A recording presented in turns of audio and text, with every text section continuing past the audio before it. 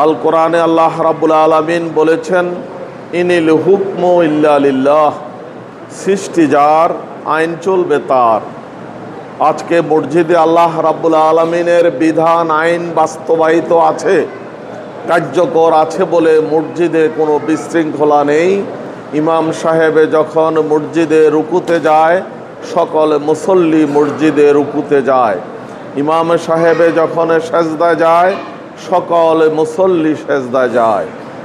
তাই মসজিদ আল্লাহর বিধান অনুযায়ী পরিচালিত হয় বলে মসজিদে শান্তি। আজকে আমাদের দেশ স্বাধীন হয়েছে 54 বছর। এই 54 বছরে অনেক সরকারের পরিবর্তন হয়েছে, অনেক লোক বাংলাদেশের মন্ত্রী হয়েছেন, এমপি হয়েছেন।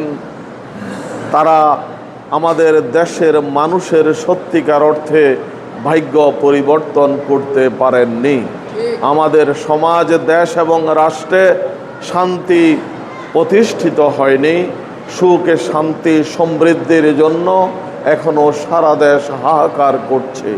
সুখ, শান্তি, সমৃদ্ধি যদি ফিরে আনতে হয়, তাহলে এই বাংলাদেশে আল্লাহ রাব্বুল আলামিনের বিধান তথা কোরআনের রাজ যদি রাষ্ট্রীয়ভাবে প্রতিষ্ঠিত করা যায়, তাহলে এই বাংলাদেশে সুখ, শান্তি, সমৃদ্ধি ফিরে আসতে পারে।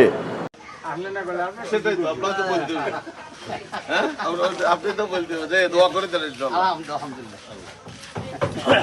সবচেয়ে বড় হয়েছে আমার দাদি ভাই বলছে, দোয়া চাই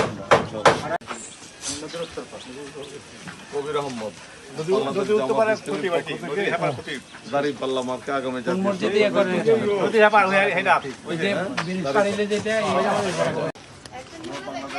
ইসলামী থেকে দাঁড়িপাল্লা মার্কায় আগামী সংসদ নির্বাচনে এমপি প্রার্থী চাই।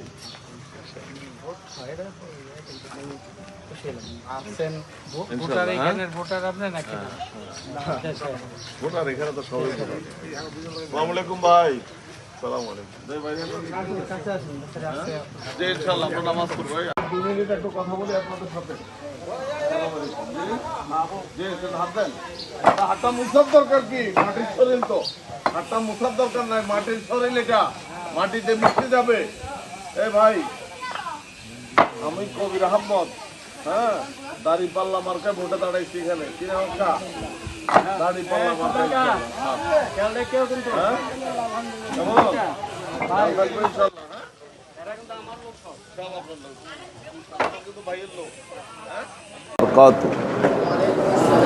মোহতারাম খতিব সাহেব, সম্মানিত মুসল্লিয়ান ইকরাম, আমি কবির আহমদ। আমি 1493 খিলগাঁতে বসবাস করি।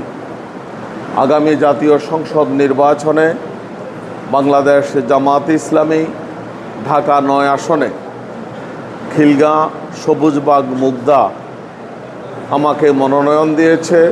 আমি আপনাদের সকলের সমর্থন, সহযোগিতা এবং দোয়া চাই।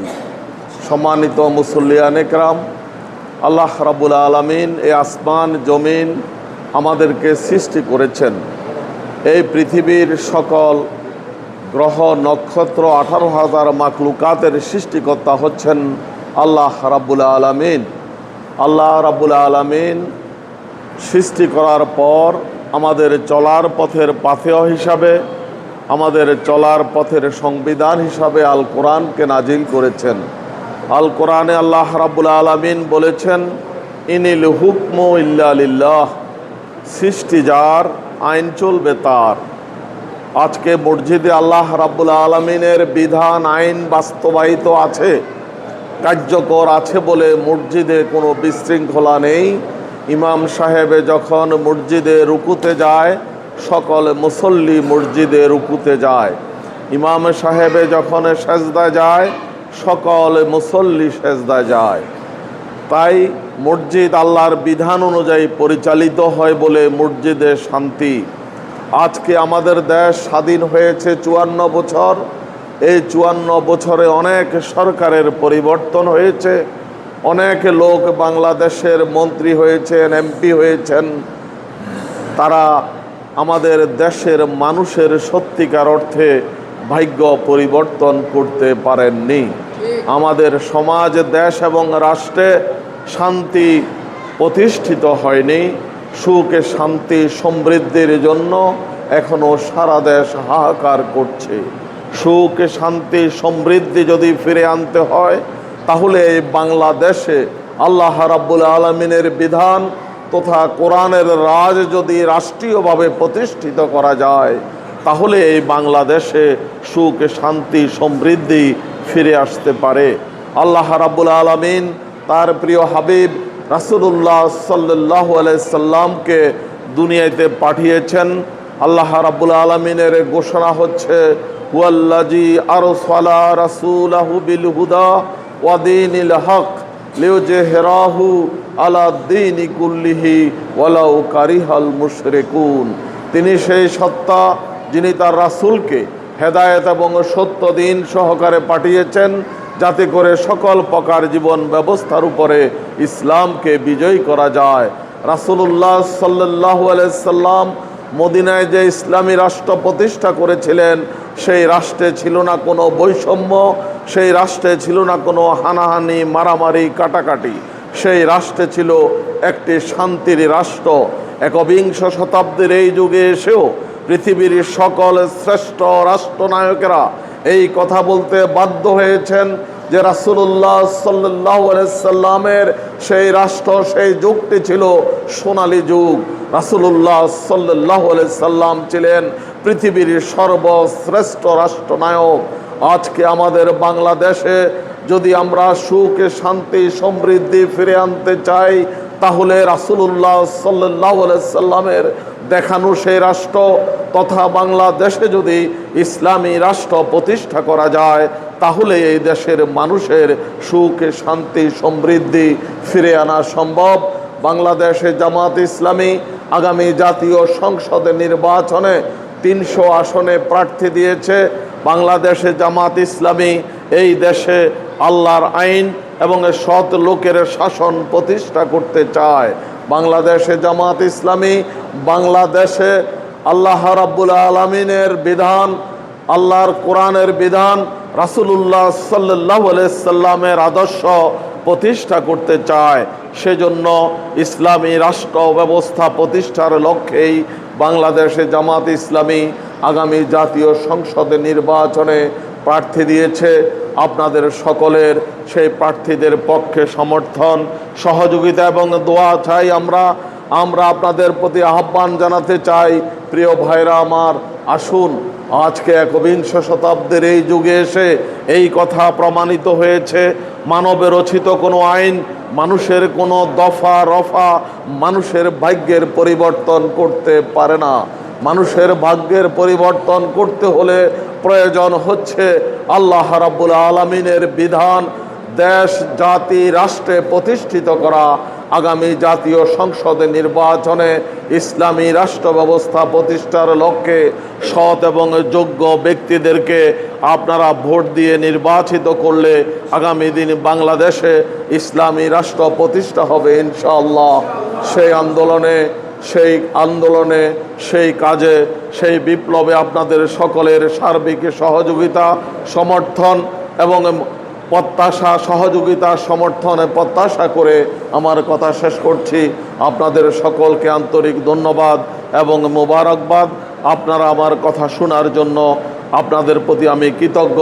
আল্লাহ রাব্বুল আলামিন আমাদের সকলকে দ্বীনের জন্য, আমাদের এই বাংলাদেশকে ইসলামী রাষ্ট্র ব্যবস্থার জন্য কবুল এবং মঞ্জুর করুন।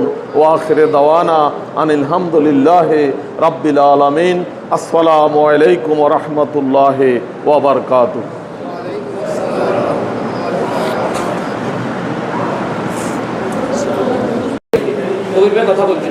আলহামদুলিল্লাহ, আলহামদুলিল্লাহ রাব্বিল আলামিন, ওয়াসসালাতু ওয়াসসালামু আলা রাসূলিহিল কারীম ওয়া আলা আলিহি ওয়া সাহবিহি আজমাইন। নাগরিক কমিটি কর্তৃক আয়োজিত আজকের এই নাগরিক সভার সম্মানিত সভাপতি, উপস্থিত নাগরিক সমাজের সচেতন অত্র এলাকার ব্যক্তিবর্গ, আসসালামু আলাইকুম ওয়া রাহমাতুল্লাহি ওয়া বারাকাতুহু। খুব লম্বা বক্তব্য দিয়ে আমি আপনাদের ধৈর্যচ্যুতি ঘটাতে চাই না। আমাদের দুইজন ভাই কথা বলেছেন। প্রিয় ভাই সব, আমরা এই নাগরিক কমিটি, নাগরিক সমাজ বলছি, আমরা বাংলাদেশটাকে শান্তি, সমৃদ্ধি, কল্যাণমূলক রাষ্ট্রে পরিণত করার জন্য প্রচেষ্টা অব্যাহত রেখেছি। বাংলাদেশ জামাত ইসলামী এই লক্ষ্যে কাজ করছে। বাংলাদেশ জামাত ইসলামীর অনেকগুলো সেক্টর আছে, পুরুষ, মহিলা, ছাত্র, শ্রমিক, পেশাজীবী, এই যে ডাক্তার, ইঞ্জিনিয়ার।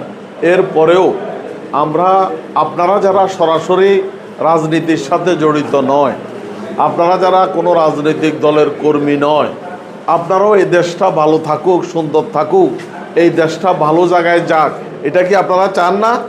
আপনারা চান।